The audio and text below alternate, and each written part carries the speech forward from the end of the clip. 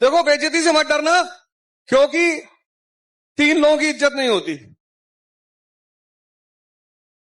भिखारी, सन्यासी और स्टूडेंट। अगर तुमने इज्जत बचाई तो तुम गए। देखो, बेइज्जती से मत डरना, क्योंकि 3 लोगों की इज्जत नहीं होती।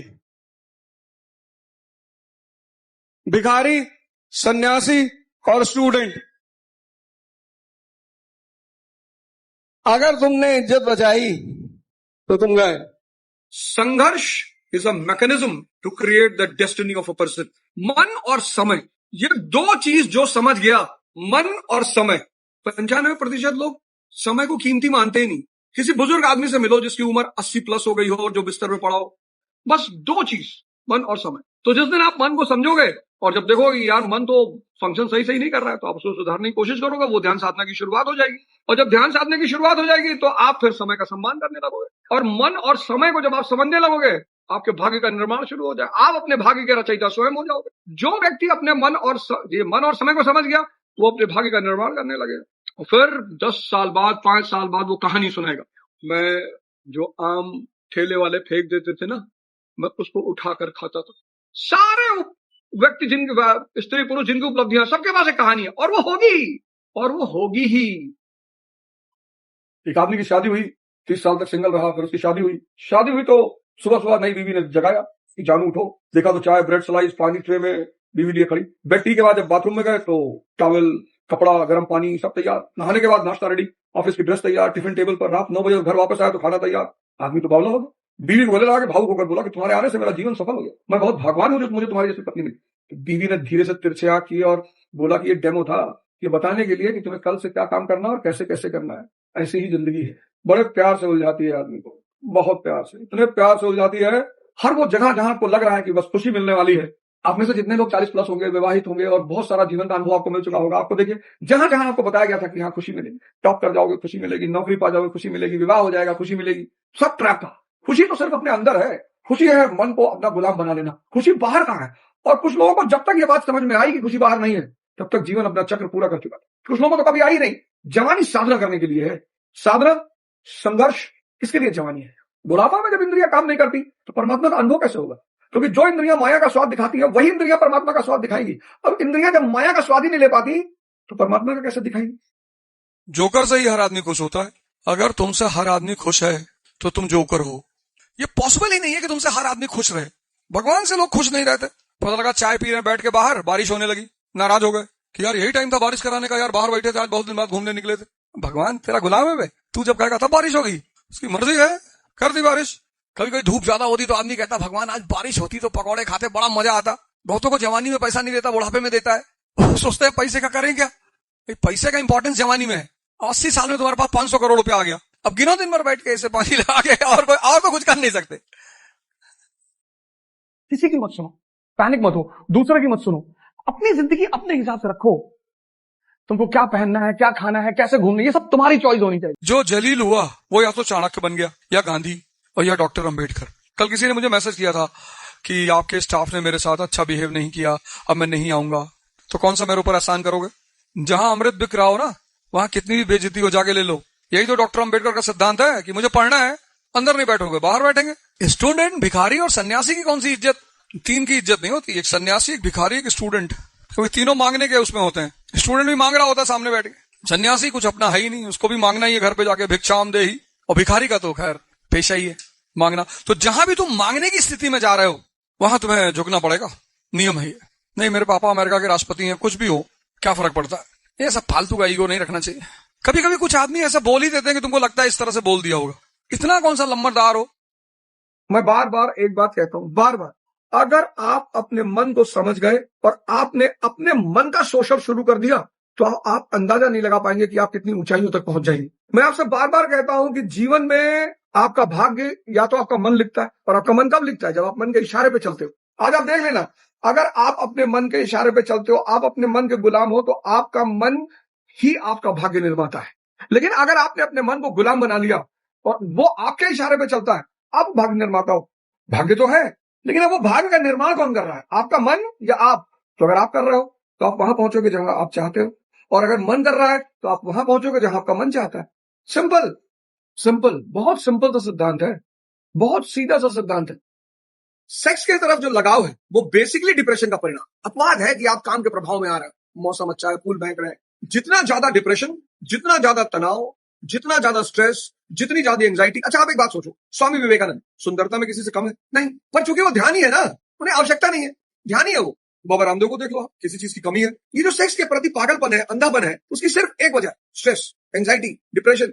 अगर आप स्ट्रेस, एंजाइटी, डिप्रेशन से बाहर आ जाए तो हस्तमैथुन भी खत्म, सेक्स के प्रति दौड़ भी खत्म, फॉर्म भी खत्म, रीलबाजी भी खत्म। इस देश को अगर अपने आप को बचाना है तो संभोग से समाधि के सिद्धांत को समझना होगा, वरना सब मारे जाए। जीवन में जब भी आप विचार करते हैं कि अब आपको अपने जीवन को बदलना है, बदल जाएगी। तो बदलना कैसे? जीवन का जो संचालन यंत्र है, मतलब जो मशीन जो जीवन को चलाती है, जो व्यक्ति को चलाती है, वो है मन। मन अगर आपके पक्ष में आ गया, सारा खेल मन का है। मन अगर आपके पक्ष में आ गया तो आप समझ लो कि आपके जीवन का उद्धार हो गया। आप देखो कैसे आप कुछ मुद्दों में असहाय हो जाते हो। रील चल रही है और आप स्क्रॉल कर रहे हो, असहाय, बेचैनी हो रही है, मन नहीं कर रहा है, लेकिन फिर भी आप स्क्रॉल कर रहे हो।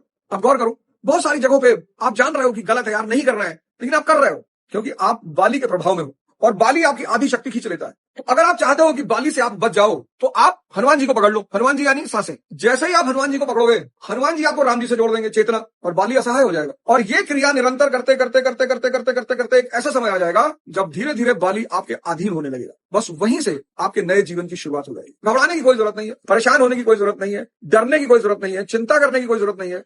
बस जरूरत है तो सिर्फ एक कदम उठाने की। हमसे किसी ने पूछा, साहब राजा बनने की क्वालिटी क्या है? तो मैंने कहा बस एक ही क्वालिटी है, अगर स्त्री तुमको सलाम कर रही है तो तुम राजा हो, और अगर तुम कर रहे हो तो तुम गुलाम। 98% लोग अपने मन के गुलाम हैं। तो उनकी किस्मत कौन लिखता है? उनका मन। इसीलिए तो भाग्यवादी है।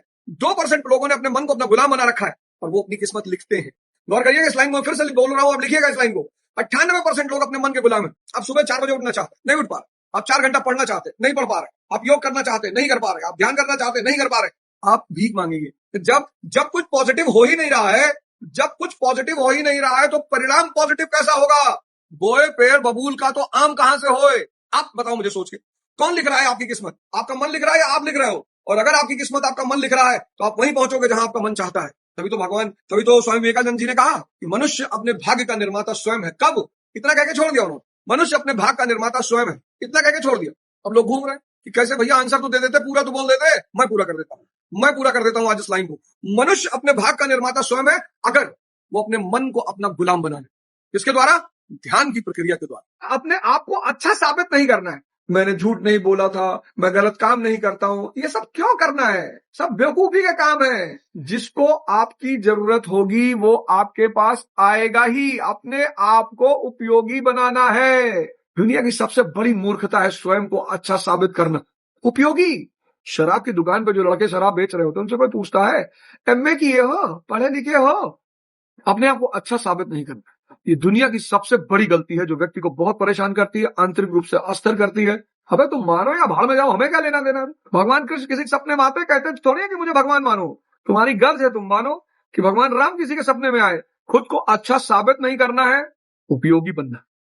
95% लोग सिर्फ इसलिए जिंदगी में परेशान है क्योंकि उन्हें जीवन के सिद्धांत ही नहीं पता है। दुखी हैं, रो रहे हैं, भैया हमारे माँ बाप हमको बहुत परेशान किए, भैया हमारे दोस्त हमको बहुत परेशान किए, भैया हमारे लिए किसी ने कुछ किया नहीं है। कौन किसके लिए करेगा? कौन किसके लिए करेगा? इस जीवन की अपनी लड़ाई खुद ही लड़नी पड़ती है। इस जीवन में अपनी लड़ाई खुद ही लड़नी पड़ती है। भगवान आपकी मदद कर सकता है, आपका रथ चला सकता है, आपके लिए लड़ेगा नहीं। अभी जितने दुखी लोग और बदकिस्मत, जो दुखी है वही बदकिस्मत है। भाई जैसे आप संघर्ष कर रहे हो, आपके पास पैसा नहीं है, आपके पास पद नहीं है, आपके पास समाज में कोई स्थान नहीं है, तो आपको करना क्या है? तपस्या। सिंपल। ना आपके पास पैसा है, ना आपके पास पद है, नौकरी नहीं है, कोई काम नहीं है, और आप प्रेम कर रहे हो, आपको तो फांसी पे चढ़ा देना चाहिए। आपको तुरंत फांसी पे चढ़ा देना, फांसी पे। प्रेम में खर्चा करना पड़ेगा। कल आपके बच्चे होंगे तो बच्चों के लिए चॉकलेट, कपड़ा, मिठाई नहीं लाओगे तो आपको पापा नहीं कहेंगे, आपको मम्मी नहीं कहेंगे। वो अगर ये काम पड़ोसी करेगा, पड़ोसी को मम्मी पापा कहने लगेंगे। अगर पैसा नहीं है, पद नहीं है, समाज में कोई स्थान नहीं है, तो एकदम स्पष्ट है कि अब जीवन में तपस्या का दौर है। यह पुरुष की बहुत बड़ी गलती है कि वो अपने को भिखारी के समान स्त्री के पास ले जाता है। मतलब स्त्री का कहना है कि मुझे जीतो। अर्जुन ने द्रौपदी को जीता है, भगवान राम ने सीता जी को जीता है स्वयंवर में। बड़ी प्यारी प्रक्रिया थी स्वयंवर। आज हो जाए तो 95% लोगों की शादी ही ना हो। धनुष तोड़ना तो बहुत बड़ी बात, मछली की आंख में तीर मारना बहुत बड़ी बात। आज अगर स्वयंवर हो जाए और लड़कों से सिर्फ सवाल पूछ लिया जाए कि न्यूटन का पहला नियम सुनाओ, सर रिवीजन नहीं किया है अभी। जितनी भी लोग शादियां देखने जाते हैं आमतौर पर लड़के लड़कियों से सवाल करते हैं, लड़कियां नहीं करती। लड़कियां कर ले तो खत्म, खाना बना लेती हो, कढ़ाई सिलाई कर लेती हो, मेहंदी लगा लेती हो, घर तुमको संभालना पड़ेगा। क्यों? तुम कहां चले जाओगे मछली मारने? स्त्री को बहुत दुख होता है जब वो अपने पुरुष को भिखमंगे के भाव में देखती है। स्त्री अपने पुरुष को, आप देखो मूवीज को देखो, वो अपने नायक को शक्ति के रूप में देखना चाहती है। मर्द के संघर्ष का होता है। मर्द के तो बहुत संघर्ष। कौन चीज? पहला संघर्ष, उसको हर आदमी की इच्छा पर खरा उतरना है। बचपन से लेकर सारा युद्ध उसी का है। और भारत में तो सबसे ज्यादा गलती हर बात पे उसी की मानी जाती है। अगर किसी लड़के ने सड़क पे कह दिया लड़की हमको छेड़ रही थी तो लोग हंसे लगेंगे इतना स्मार्ट है सर होगी, इन्हें बिटिया छेड़त रही, दो तीन चाटा मार दे खींच के, नहीं छेड़त रही। लेकिन अगर लड़की कैसी भी उसने कह दिया तो लोग मान लेंगे, लोग मान रहे हैं कि बात सही है। तो मानी सी बात है, उसकी स्थिति तो बहुत खराब है। बच्चे पिता पे, माँ बाप पिता पे, पत्नी पिता पे, समाज पिता पे। तो जब सारा बोझ उसके कंधे पे है तो मानी सी बात है कि उसको ज्यादा शक्ति की जरूरत। हर इंसान को भगवान से 4 चीजें सीखनी चाहिए। पहली चीज, किसी से मिलो मत। देखो प्रभु को मिलना ही नहीं किसी, मरे जा रहे लोग मंदिर मंदिर, मस्जिद में, गुरुद्वारे में, चर्च में। दूसरी चीज, दाता बन जाओ। 2 लोग, हिंदू लोग आरती गाते रहे, तुम दाता हो हम है भिखारी, भिखमंगे कहेंगे। एक आदमी हुआ इतिहास में जिसने भगवान को दिया है, राजा बाली। कभी हिंदुओं को भजन गाते हुए सुनो, तुम दाता हो हम है भिखारी। अबे भिखमंगे, जब 24 घंटे ही भजन गाओगे हमें भिखारी, तो भिखमंगे हो नहीं जाओगे? बताओ, भगवान को शुक्रिया कहने जाना, भीख मांगने नहीं जाना है। थैंक यू कहना कि क्या परमात्मा, क्या बात है, क्या दे दिया तुमने। जिस दिन आप दूसरों पर ध्यान देना छोड़ देंगे ना, उस दिन आपकी 100% समस्या खत्म हो जाएगी। देखो जंगल में क्या है, कुत्ता है, सियार है, लोमड़ी है, शेर है, गधा है। अब गधे की जो नजर है वो घास से ज्यादा नहीं जाएगी। हम क्या एक्सपेक्ट करते हैं कि हर आदमी की नजर मेरी जैसी हो जाए, नहीं हो पाएगी। कुत्ते की नजर हड्डी से ज्यादा नहीं जाएगी, लोमड़ी की नजर बचे हुए गोश्त से ज्यादा नहीं जाएगी, और शेर की नजर हमेशा शिकार पे रहेगी। सबकी एक जैसी नजर कभी नहीं हो पाएगी। श्री कृष्ण और बलराम भाई हैं, एक ही घर में पैदा हुए, लेकिन दोनों का दृष्टिकोण कितना अलग। जब भी कोई व्यक्ति कोई बात बोलता है वो बेसिकली अपनी दृष्टि का प्रदर्शन करता है। खाली है, फ्रस्ट्रेट भी हो सकता है, कुछ उसे बोलना है। अब तो सोशल मीडिया जब से आ गया तब से कितनी सुविधाएं हो गई, कोई कुछ भी बोल रहा है। क्यों? क्योंकि लोगों को बोलना है। और बुराई का जो रस है, उस रस की भाई साहब कोई कीमत नहीं। बुराई एक रस है और बहुत मजा आता है। लोग कहते हैं भाई बुराई मत करो, भैया रस है वो। कोई बुराई जानबूझ के थोड़ी कर रहा है, वो एक रस है, उसमें आनंद आ रहा है, सुख मिल रहा है, मजा आ रहा है। स्मृति भ्रम, हस्तमैथुन किया, ग्लानि पैदा हुई, निराश हुए, शाम को फिर कर लिया। स्मृति भ्रम, फिर दूसरे दिन कर लिया। मरे जा रहे हैं, शरीर में दर्द है, बैक पेन। और जितने युवा हैं, हस्तमैथुन करोगे तो सबसे बड़ा सिम्टम है बैक पेन, कमर का दर्द। शारीरिक कमजोरी का सबसे बड़ा सूचक है कमर दर्द। उसका एक वजह और भी है, प्रमेह। ब्लू फिल्म देखते हो ना, वो तुमको एक गिफ्ट देती है ब्लू फिल्म। तुम्हारा वीर स्वतः बहता रहता है पेशाब के रास्ते, उसको प्रमेह कहते हैं, तुमको पता ही नहीं चलता। तो तुम खाते तो बादाम का हलवा हो, पर लग रहा तुम्हें कुछ नहीं है। उसकी वजह है स्पर्मोहोरिया, इसको इंग्लिश में कहते हैं स्पर्मोहोरिया, हिंदी में कहते हैं प्रमेह। एक ही इलाज है, एक तो ब्लू फिल्म देखना छोड़ दो, दूसरा कपालभाति। 10 दिन कपालभाति और भस्त्रिका करके देख लो, कमर दर्द नहीं खत्म होगा। दोबारा मेरा शो कभी मत देखना। लेकिन पहली कंडीशन वही है, विषय। विषय से क्या? आसक्ति। आसक्ति से क्या? कामना। कामना पूरा नहीं होगा तो क्रोध। क्रोध हो से क्या होगा? अविवेक, मूर्खता। मूर्खता से क्या होगा? स्मृति भ्रम, और बुद्धि हो जाएगी भ्रष्ट। गरीब लोग क्या बनाते हैं? रिश्ते। जी आप कहाँ के? मैं गोंडा का हूं। अरे मैं भी गोंडा हूं। अबे गोंडा के हो तो 2,000 रुपए। यही सबसे बड़ा फर्क है। कॉमन पीपल रिश्ते बनाते हैं, एरिस्टोक्रेसी इंटरेस्ट बनाती है। मुझे पता है अगर प्रतीक से मुझे दोस्ती करनी है तो मैं पता करूंगा कि प्रतीक को चाहिए क्या, जो चाहिए वो लाके मैं सामने रखता हूं, हो गई दोस्ती। भाई मुझे किसी लड़की को प्रपोज करना हो, मैं सीधे जाऊंगा, मैं बैग लेकर, ये ले रख ले, ये चाबी ले, काम की बात करो। पैसा लाया हो जी, ये लो। गरीब लोग क्या? अगर आपकी सारी जरूरतें पूरी हो रही हैं तो आप दुनिया के सबसे सौभाग्यशाली आदमी। इच्छाएं तो रावण की भी नहीं पूरी हुई, सीता जी की भी नहीं पूरी हुई, और भगवान की भी नहीं पूरी होती। भगवान भी चाहता है कि इंसान को मैंने दुख दिया ही नहीं। जावेद साहब का मैं जब शो देखा तो मौलाना कह रहे थे कि मालिक ने दुख बनाया ताकि लोग मालिक को याद करें। अरे मौलाना, मालिक ने दुख नहीं बनाया है, तुम तोते हो इसलिए तुम्हें बात समझ में नहीं आई। मालिक ने दुख नहीं बनाया, दुख अज्ञानता का परिणाम है। भगवान क्यों दुख बनाएगा? क्या जरूरत है उसे दुख बनाने की? सिर्फ अपनी सत्ता, तब तो वो माफिया हो गया। अगर वो दुख बना के अपनी पूजा करवा रहा है, नमाज पढ़वा रहा है, तब तो वो माफिया हो गया, बदमाश।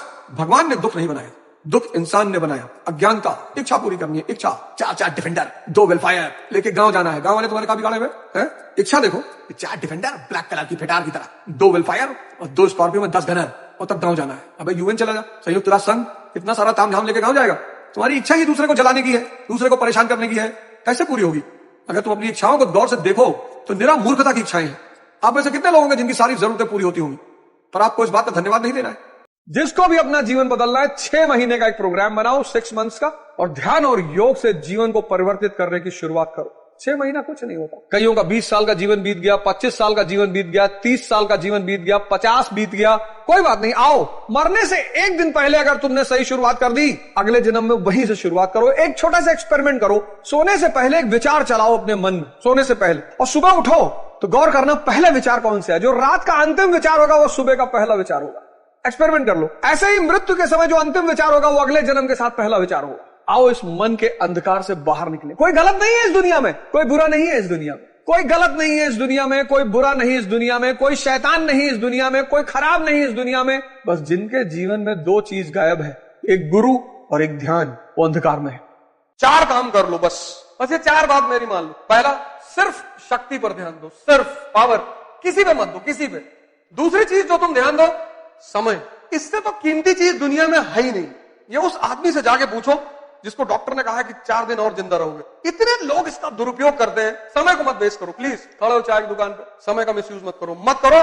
संघर्ष, मजा लेना शुरू कर दो। कोई नहीं बचा, कोई है ही नहीं अपवाद, है ही नहीं। तो जब भगवान राम अपवाद नहीं है, जिनको तुम भगवान कह रहे हो, भगवान कृष्ण अपवाद नहीं है, जब भगवान अपवाद नहीं है तो तुम अपवाद हो गए? कभी नहीं हो गए। अगर तुम बच रहे हो संघर्ष से तो समझ लो जिंदगी गलत ट्रैक पे जा रही है। कोई बचा ही नहीं। संघर्ष को तुम अपना मौज बना लो। और चौथा सब, इंटरेस्ट। कुछ भी करो, अपने इंटरेस्ट को आगे रखो। इंसानियत एक अलग चीज है। कोई आदमी सड़क पे गिरा है, तुम उसको नहीं जानते हो, उसको अस्पताल पहुंचा दो, ये इंसानियत है, बड़ी चीज है। इतना काम कर लो बस। ये 4, पावर, समय, संघर्ष और इंटरेस्ट। जिंदगी युद्ध है, वॉर, और उस वॉर में आपका कमांडर है आपका मन। अगर वो छिपकली देख के डरा तो आप गए, अगर वो कॉकरोच देख के डरा तो आप गए, अगर वो 4 लोगों की बात सुनकर डरा तो आप गए।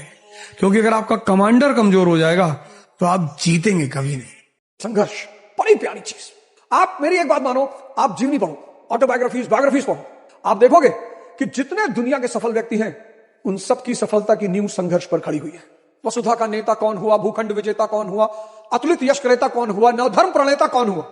वसुधा का नेता कौन हुआ? सिकंदर, पूरी दुनिया पे कब्जा। वसुधा का नेता कौन हुआ? भूखंड विजेता कौन हुआ? Genghis Khan. अतुलित यश क्रेता कौन हुआ? श्री कृष्ण, जीसस क्राइस्ट, मोहम्मद साहब, गुरु नानक देव जी। नवधर्म प्रणेता कौन हुआ? भगवान बुद्ध, भगवान महावीर। अब इन सबकी जीवनी पढ़िए आप। चंगेज खान 51 साल से अपना कैरियर शुरू करता है। उतना बड़ा साम्राज्य आज का किसी का नहीं था। 18 साल में सिकंदर अपने घर से निकल लेता है, मैसिडोनिया से। इन सब का जीवनी पढ़िए आप और आपकी आंखें खुल जाएंगी। वसुधा का नेता कौन हुआ? भूखंड विजेता कौन हुआ? नवधर्म प्रणेता कौन हुआ? अतुलित यश क्रेता कौन हुआ? जिसने न कभी आराम किया, विघ्नों में रहकर काम किया। चैलेंजेस, जीवन में विघ्न जब आते हैं, सोते से हमें जगाते हैं। चैलेंजेस का एक बहुत बड़ा रोल है जीवन में। आप भाग रहे हो, मेरे घर वाले मुझे नहीं पूछ रहे, ये वो फलाना धमाका। अच्छा है, वो आशा करते हैं कि तू एक दिन पूरी दुनिया पे कब्जा कर लेगी। जिस समाज को तुम बैरी मानते हो, दुश्मन मानते हो, वही समाज तुम्हें एहसास कराता है कि तुम 2 कौड़ी के आदमी हो। तो जब उसने एहसास करा दिया कि तुम 2 कौड़ी को हो, पारस बन जाओ। जो भी तुम्हारे करीब है उसको दे दो माजा कॉन्सेप्ट। माजा, जो भी करीब है, जो भी। बड़ी बुआ आई, जाने लगी 5 लाख रुपया।